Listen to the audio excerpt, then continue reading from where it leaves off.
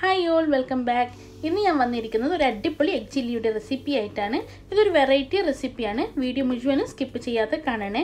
അധികം ആരും ചെയ്തിട്ടില്ലാത്ത ഒരു വെറൈറ്റി ഡിഷാണ്. ഇത് നമുക്ക് ചപ്പാത്തിൻ്റെ കൂടെയും പൊറോട്ടയുടെ കൂടെയും റൈസിൻ്റെ കൂടെയൊക്കെ കഴിക്കാൻ പറ്റിയ ഒരു റെസിപ്പിയാണ്.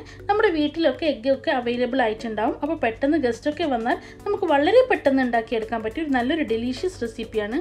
റെസിപ്പിയിലോട്ട് കിടക്കുന്നതിന് മുമ്പ് ആരെങ്കിലും എൻ്റെ ചാനൽ സബ്സ്ക്രൈബ് ചെയ്യാതെ കാണുന്നുണ്ടെങ്കിൽ ഒന്ന് സബ്സ്ക്രൈബ് ചെയ്യണേ.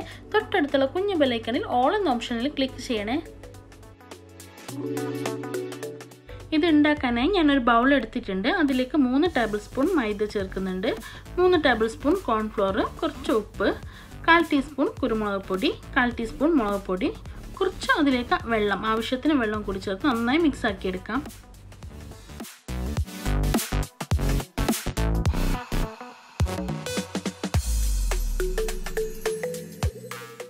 നന്നായി മിക്സ് ആക്കി എടുത്തിട്ടുണ്ട്. ഇനി വേണ്ടത് മുട്ടയാണ്.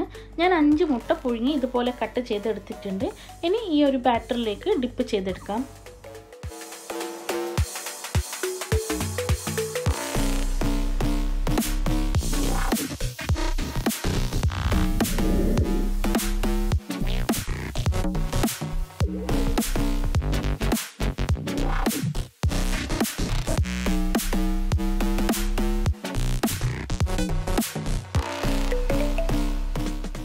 ഇനി ഇതൊന്ന് ഡീപ്പ് ഫ്രൈ ചെയ്തെടുക്കാം. അതിനായി ഞാനൊരു പാൻ എടുത്തിട്ടുണ്ട്. ആ പാനിലേക്ക് ഓയിൽ ഒഴിച്ച് ഓയിൽ ചൂടാവുമ്പോൾ എഗ്ഗ് ഇട്ട് തിരിച്ചും മറിച്ചും ഫ്രൈ ചെയ്തെടുക്കാം. ഫ്രൈ ചെയ്യുമ്പോൾ ശ്രദ്ധിക്കണം, എഗ്ഗ് പൊട്ടിത്തെറിക്കാൻ ചാൻസ് ഉണ്ട്. അപ്പോൾ തിരിച്ചും മറിച്ചും കെയർ ആക്കിയിട്ട് വേണം ഫ്രൈ ചെയ്തെടുക്കാൻ.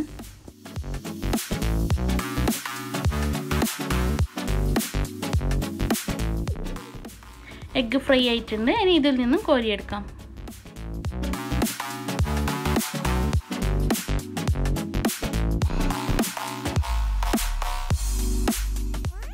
ഇനി ഈ പാനിൽ നിന്നും 2 ടേബിൾ സ്പൂൺ ഓയിൽ വെച്ച് ബാക്കി ഓയിൽ മാറ്റി വെക്കാം.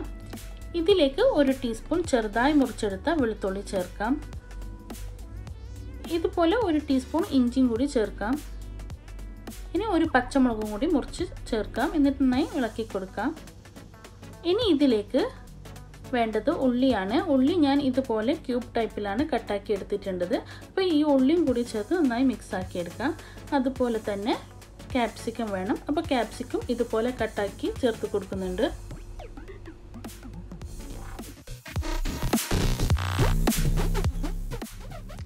ഇനി ചേർത്ത് കൊടുക്കേണ്ടത് സോസസ് ആണ്. അപ്പോൾ ഇനി ഇതിലേക്ക് 1.5 ടേബിൾ സ്പൂൺ കെച്ചപ്പാണ് ചേർത്ത് കൊടുക്കുന്നത്, 1 table spoon soya sauce, 1.5 teaspoon chilli sauce.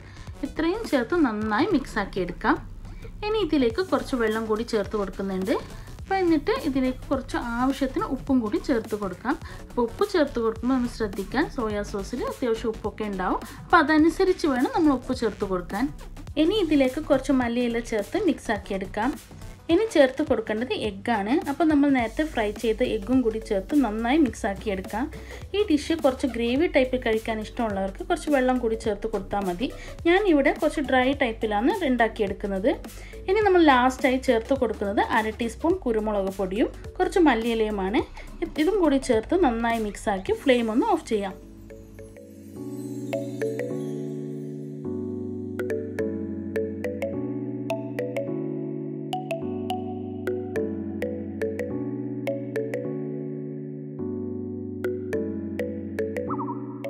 അപ്പോൾ ഡെലീഷ്യസ് ആയിട്ടുള്ള എഗ് ചില്ലി റെഡി ആയിട്ടുണ്ട്. അപ്പോൾ എല്ലാവരും ഒന്ന് ട്രൈ ചെയ്ത് നോക്കുക.